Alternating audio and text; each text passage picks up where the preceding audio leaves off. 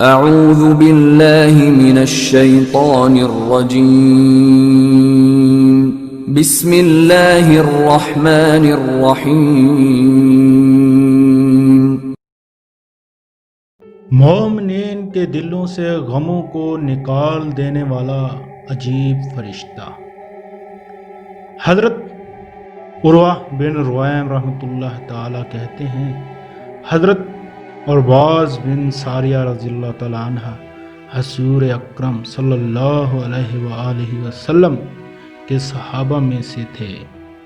بہت بوڑھے ہو گئے تھے اور چاہتے تھے کہ انہیں موت آ جائے، اس لیے یہ دعا کیا کرتے تھے، اے اللہ میری عمر بڑی ہو گئی اور میری ہڈیاں پتلی اور کمزور ہو گئیں، لہٰذا مجھے اپنے پاس اٹھا لے۔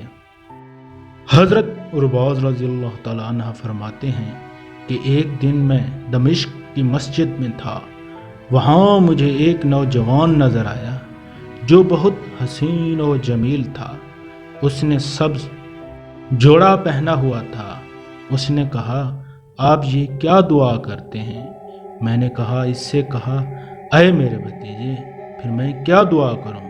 اس نے کہا، یہ دعا کریں، اے اللہ عمل اچھے کر دے اور مجھے موت تک پہنچا دے۔ میں نے کہا، اللہ تم پر رحم کرے، تم کون ہو؟ اس نے کہا، میں ربائیل، وہ فرشتہ ہوں جو مومنوں کے دلوں سے تمام غم نکالتا ہوں۔ سبحان اللہ، ماشاء اللہ، اللہ اکبر۔